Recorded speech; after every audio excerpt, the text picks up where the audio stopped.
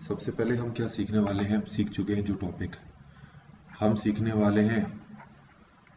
Torque acting on an electric dipole when placed in an uniform electric field. पहले तो तुम्हें uniform electric field का मतलब पता होना चाहिए। क्या होता है इसका मतलब बताओ, क्या होता है मतलब? मैं फिर बोल दे रहा हूं बेटा, क्योंकि तू बोल नहीं पाया। यूनिफॉर्म इलेक्ट्रिक फील्ड का मतलब होता है पैरेलल इलेक्ट्रिक फील्ड लाइंस। जब भी मैं तुझसे पूछूं तो तुझे ये बोलना है कि यूनिफॉर्म इलेक्ट्रिक फील्ड का मतलब है क्या, और आप बार बार भूल मत जाना, क्योंकि तो जब भी हम यूनिफॉर्म इलेक्ट्रिक फील्ड लाइंस की बात करेंगे तो याद रखना है यूनिफॉर्म इलेक्ट्रिक फील्ड लाइंस का मतलब होता है पैरेलल इलेक्ट्रिक फील्ड लाइंस। और जब हम non uniform electric field lines की बात करेंगे तो पैरेलल को छोड़कर कैसा भी बना दो उसको कहते हैं non uniform electric field lines.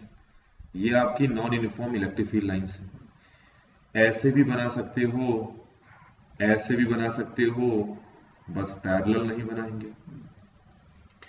अगली चीज जो आपको सीखनी है वो ये है कि जब किसी इलेक्ट्रिक फील्ड लाइंस में कोई चार्ज पार्टिकल बैठा हुआ होता है, पहले तो बेसिक चीज सीखनी है कि अगर मैं यहां पर कोई चार्ज पार्टिकल रख दूं और ये ई इलेक्ट्रिक फील्ड है, तो किसी चार्ज पार्टिकल को इलेक्ट्रिक फील्ड पे रखने पर उसको हमेशा एक फोर्स लगती है। क्या लगती है? तो उस फोर्स का फॉर्मूला क्या होता है? Q E. ठीक है। अगर यहां पर कोई नेगेटिव चार्ज रखा होता तो वो हमेशा इस दिशा में जाता। पहले तुम्हें ये बेसिक चीज पता होनी चाहिए। अगर यहां पर यूनिफॉर्म इलेक्ट्रिक यहां पर भी रखोगे तो भी उस पर क्या लगेगी? फोर्स ही लगेगी। पर ये non uniform electric field lines है इसलिए इसकी बात नहीं करेंगे। यूनिफॉर्म इलेक्ट्रिक फील्ड लाइंस में बीच में अगर कोई चार्ज तुमने रखा जिसका मैग्नीट्यूड कितना है, क्यू है, तो ये हमेशा किस तरफ जाएगा? किस तरफ जाएगा? जब कोई चार्ज को हम इलेक्ट्रिक फील्ड पे रख देते हैं तो कहां जाता है वो? और जो नेगेटिव चार्ज रखते हैं तो वो कहां जाता है?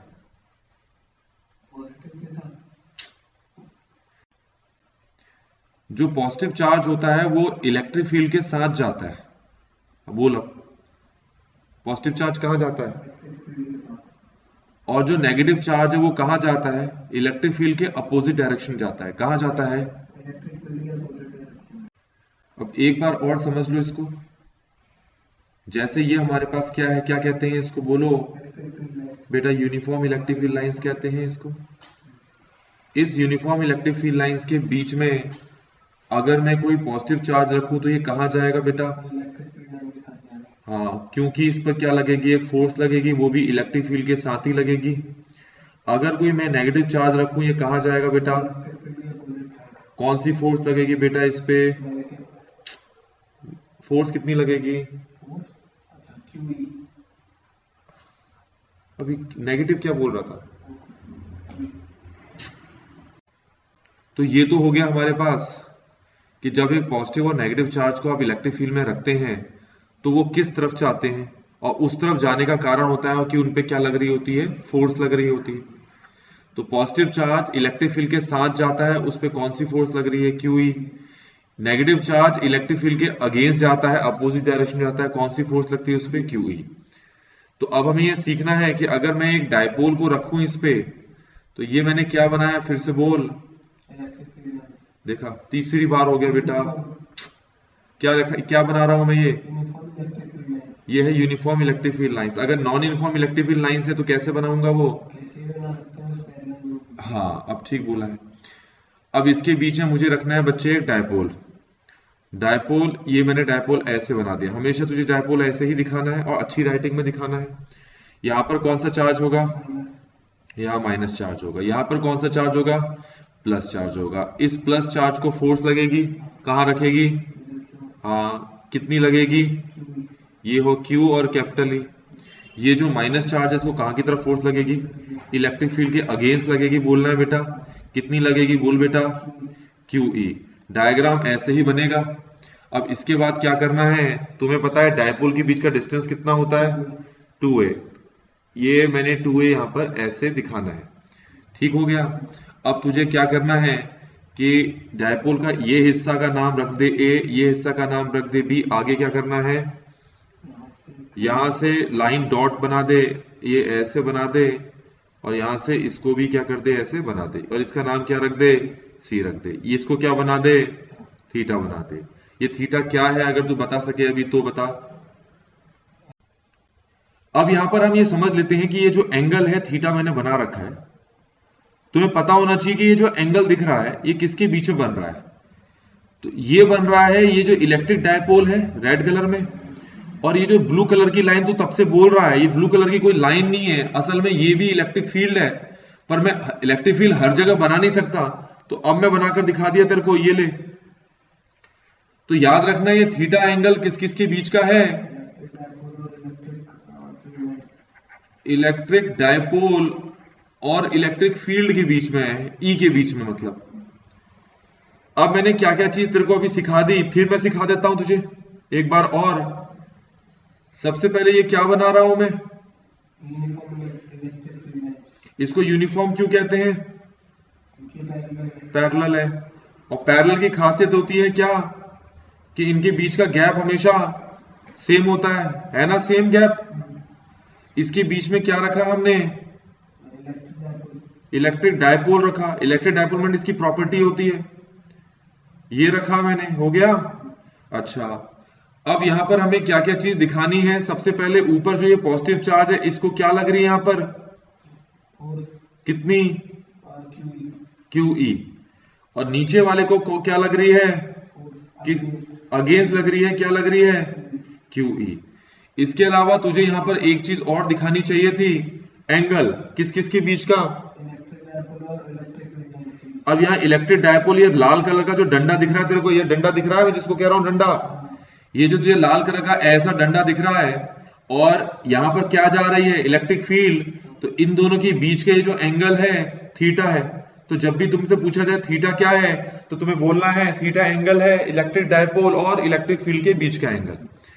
फिर तुझे मैंने यहां पर क्या नाम दे दिया? A, यहां पर क्या नाम दे दिया? B, और यहां से एक चीज मैंने लाइन नीचे खींच दी, और इसको क्या नाम दे दिया? अब क्योंकि मैंने ऊपर वाला डायग्राम ठीक बना रखा था तो हम उसी पर बात करेंगे। अब मैंने तुझे सबसे पहले बताया था कि हमें यहां पर निकालना है टॉर्क। क्या निकालना है? क्या मतलब होता है टॉर्क का, ऐसे बता दे, ये तो पता भी है तुझे। एक ही जगह घूम रही है, टॉर्क का मतलब एक ही जगह पे घूम रही है वो। तो एक जगह पे जो ये घूम रही है, कितना घूम रही है, वही हमें यहां पर निकालना है। अच्छा, अब अगर ये घूम रही है तो उसके लिए आपको पहले टॉर्क का फॉर्मूला पता होना चाहिए। क्या होता है टॉर्क का फॉर्मूला, बोल दे। हाँ, तो ईदर फोर्स मल्टीप्लाई डिस्टेंस नहीं बोलना है बेटा, क्या बोलना है? ये है क्या, इसको क्या बोलते हैं? टॉर्क का फॉर्मूला क्या होता है, बोलो। Either force into perpendicular distance, आगे क्या है? Between the two forces. अब ईदर फोर्स का मतलब है या तो ये या ये, और परपेंडिकुलर डिस्टेंस, ये जो ब्लू कलर से लाइन ड्रॉ की है ये है परपेंडिकुलर डिस्टेंस। अभी के लिए इसका नाम क्या है? BC। तो तुम्हें जब ये फॉर्मूला लगाना है तो सबसे पहले तुम्हें ये निकालना पड़ेगा, क्या है ये? Perpendicular distance between the two forces. इसका मतलब तुम्हें पहले परपेंडिकुलर डिस्टेंस निकालना पड़ेगा। समझ में आया? कैसे निकालेगा? सबसे पहले क्या लिखता है यहां पर? Sine theta. थीटा क्या है, फिर से बोल दे एक बार और। इलेक्ट्रिक डायपोल और इलेक्ट्रिक फील्ड लाइन के बीच का एंगल। साइन थीटा का फॉर्मूला तो याद होगा तुझे, परपेंडिकुलर ओवर क्या होता है? हाइपोटेन्यूज होता है। क्रॉस मल्टीप्लाई कर दे तो ये क्या आ गया, बोल। AC sine theta equal to BC। समझ में आया तुझे? AC की वैल्यू बता, सॉरी हाँ गलत कर दिया, AC नहीं है ये, AB है। तूने बोला नहीं है, चलो कोई नहीं। AB की वैल्यू बता दे। 2A दिख रहा है ना, AB 2A लिखा हुआ, तो इसकी जगह 2A लिख। मल्टीप्लाई क्या है साथ में, तो ये हमें क्या मिल गया? BC मिल गया। अब हम टॉर्क का फॉर्मूला लगाएंगे, तो टॉर्क के फॉर्मूले में सबसे पहला था टॉर्क फिर था ईदर फोर्स, क्या लिखेंगे, इधर क्यू ई लिखेंगे, फिर क्या है परपेंडिकुलर डिस्टेंस बिटवीन द, पहले तो बीसी लिख देते हैं, फिर इसके बाद क्यू ई को ऐसे ही रहने देते हैं, बीसी की वैल्यू तुमने भी कितनी निकाली 2a sin थीटा, इसके बाद क्या करेंगे बोल दे, 2QAP हो जाएगा, PE ऐसे हाँ ऐसे बोल, ठीक है, ठीक ठीक बोला, गलत नहीं बोला है, बोलना है तुझे Q और 2a मिलकर क्या बना देंगे, P बना देंगे। P क्या है यहाँ पर, क्या कहते हैं P को, हाँ ये इलेक्ट्रिक डाइपोल मोमेंट है। अब तुम्हारे पास ये टॉर्क दिख रहा है, किसी किसी न्यूमेरिकल में टॉर्क का ये वाला फॉर्मूला यूज होगा और किसी किसी फॉर्मूले में टॉर्क का ये वाला फॉर्मूला यूज होगा। ये समझ में आ गया तुझे, ये वाला फॉर्मूला तब यूज होगा जब तुमसे चीजें वेक्टर फॉर्म में होंगी, और ये वाला जब वेक्टर फॉर्म में जहां एंगल दिया होगा। आ गया समझ में, ये चीज तो तुझे मैंने यहां तक समझा दी, तुझे आती भी थी डेरिवेशन, बस तुझे जो चीज नहीं आती थी वो स्टार्टिंग में सिखाई मैंने। अब यहां पर सबसे पहली चीज एग्जाम में तुमसे क्या क्या पूछा जाता है, सबसे पहले पूछा जाता है कंडीशन ऑफ मैक्सिमम टॉर्क। क्या पूछा जाता है बच्चे, मैं लिख नहीं रहा हूं लेकिन जब मैं बोल रहा हूं तो तू सुन रहा है, तो उसी हिसाब से अपनी कॉपी में भी लिखते जाना। कंडीशन ऑफ क्या, मैक्सिमम टॉर्क। मैक्सिमम टॉर्क का मतलब है कि तुमने जब ये इलेक्ट्रिक फील्ड लाइंस पे इसको रखा तो घूमेगा। अब तुम कैसे कैसे रख सकते हो, तुम पहले ये भी समझ लो ताकि तुम्हें ठीक से समझ में आ जाए। तुम ऐसे भी रख सकते हो ना, और कैसे रख सकते हो, तुम ऐसे भी रख सकते हो, तुम ऐसे भी रख सकते हो। तो जब तुम अलग अलग तरीके से रख रहे हो तो अलग अलग तरीके में ये जो डायपोल है ये इलेक्ट्रिक फील्ड के साथ अलग अलग एंगल बना रहा है कि नहीं बना रहा, या एक जैसा एंगल बना रहा है। तो अभी जब मैंने ऐसा रख दिया है तो अब मुझे बता, ये जो काले कलर का डायपोल है और जो इलेक्ट्रिक फील्ड लाल कलर की है, दोनों के बीच का एंगल कितना है, 90 है। पता लग जाता है 90 है, ये एंगल 90 होगा। तो इस पोजीशन पे जब रखा तो इलेक्ट्रिक डायपोल और इलेक्ट्रिक फील्ड के बीच का एंगल कितना हो गया। अब ध्यान से सुनना मेरी बात, भूल मत जाना, मैं वीडियो में इसीलिए बता रहा हूं। अब एक चीज समझ लो ठीक से कि अब तुम्हें फाइनल जो डेरिवेशन मिली है इसमें ये क्या दिख रहा है तुझे, थीटा, और साथ में क्या दिख रहा है, P और E। अच्छा अब याद रखना ये क्या है हमारे पास, फिर से बनाता हूं मैं यहां पर एक एक चीज बिल्कुल अच्छी तरह समझ में आनी चाहिए। मैं फिर से इलेक्ट्रिक फील्ड बना देता हूं, बना दी। कैसी इलेक्ट्रिक फील्ड बनाई, यूनिफॉर्म इलेक्ट्रिक फील्ड बनाई है हमने, और इसके बीच में मैंने क्या रख दिया, ये क्या बोलते हैं, इलेक्ट्रिक डायपोल। और इसमें ये कौन सा चार्ज है और ये कौन सा चार्ज है। जो इलेक्ट्रिक डायपोल मोमेंट P होता है इसकी डायरेक्शन कहां से कहां की तरफ होती है, भूल गया तू, मुझे पता था।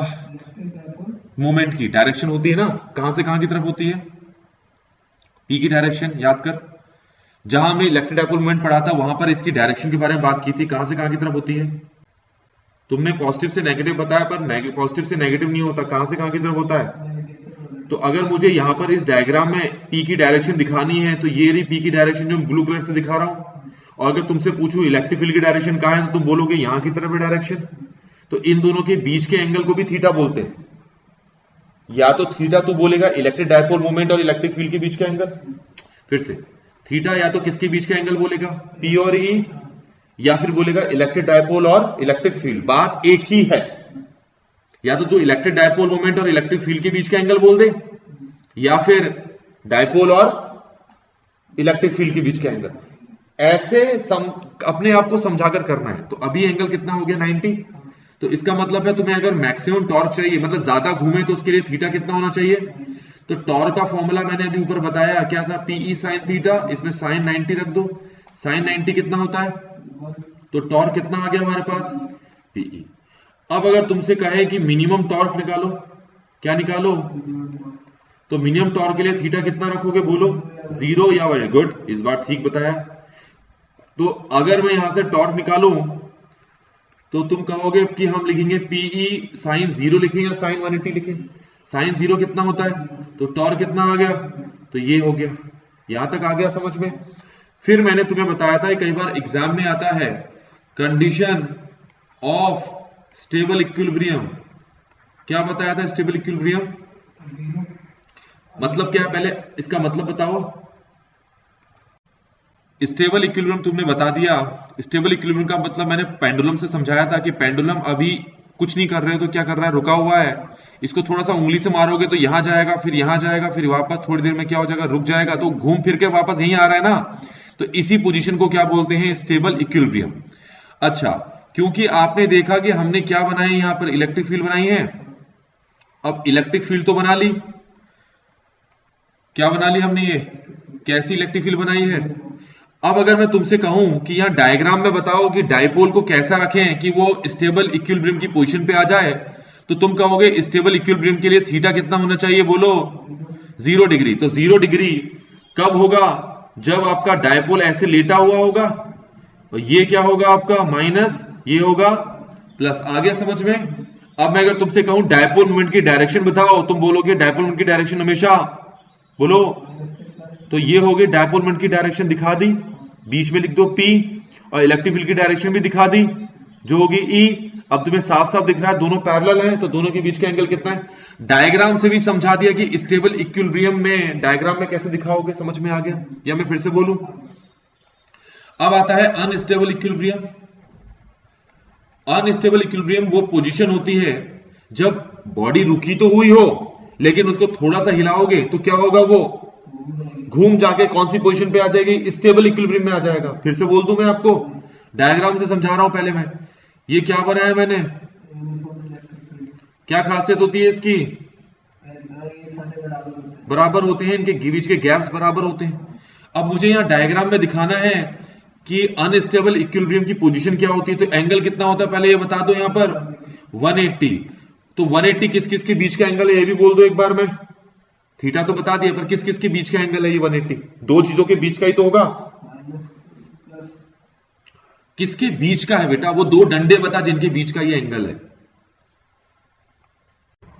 अब मैं थोड़ा समझा देता हूं कि अगर मैंने डायपोल ऐसे बनाया होता, ध्यान से देखना, और यहां माइनस रखा होता, यहां प्लस रखा होता, और ये होती मेरे पास इलेक्ट्रिक फील्ड, तो अब खुद सोच कि जो डायपोल मोमेंट है उसकी डायरेक्शन कहां की तरफ है, ऊपर की तरफ। इलेक्ट्रिक फील्ड की डायरेक्शन यहां है, तो अभी इनके बीच का एंगल कितना है, 90। तो तुझे अगर दोनों के बीच का एंगल 180 चाहिए, तो इलेक्ट्रिक फील्ड तो यहां की तरफ है ना, तो डायपोल मोमेंट यहां की तरफ बना, तो कैसे बनाएगा, उसको भी तो लिटाना पड़ेगा, पर उल्टी तरह से लिटा। इसीलिए मैं तेरे को वैसे समझा रहा हूं। ये देख, ये दिख गया, इसमें यहां पर होगा इस बार माइनस, और यहां पर होगा इस बार। क्यों ऐसा बनाया आप बता दे, अपना दिमाग लगा, ताकि 180 बन सके, क्योंकि जो इलेक्ट्रिक डायपोल मोमेंट है उसकी डायरेक्शन में ये दिखा सकूं, और इलेक्ट्रिक फील्ड की डायरेक्शन यहां दिखा सकूं। तो अब दोनों के बीच का एंगल कितना हो गया। अब इस पोजीशन पे क्या होगा, ये डायपोल रुका रहेगा, हमेशा रुका रहेगा। पर अगर मैं यहां से थोड़ा सा नीचे से ऊपर की तरफ मारूं उंगली से, यहां पर दिखा रहा हूं, ऐसे उंगली से मारूं, हल्का सा मारूं, थोड़ा सा ऊपर उठेगा, तो वापस नहीं आएगा। ये कैसे घूम के आएगा, मैं जरा पेन से ही बता रहा हूं, ऐसे है ना, ये घूम थोड़ा सा, अगर यहां से थोड़ा सा हिलाएगा, ये जाएगा जाएगा जाएगा जाएगा जाएगा, और कितने डिग्री पे एंगल पे आ जाएगा, 0 पे आ जाएगा। और 0 एंगल पे कौन सा इक्विलिब्रियम हो गया, स्टेबल। तो अनस्टेबल इक्विलिब्रियम क्या होता है, एक ऐसी पोजीशन कि वो बरसों तक रुका रहेगा उस जगह पर, हिलेगा डुलेगा नहीं। लेकिन अगर तुमने थोड़ा सा मारा तो क्या होगा, वो घूमकर अपना स्टेबल इक्विलिब्रियम पर आ जाएगा। तो इस तरीके से हमने ये वाला पूरा टॉपिक कर लिया है यहां पर।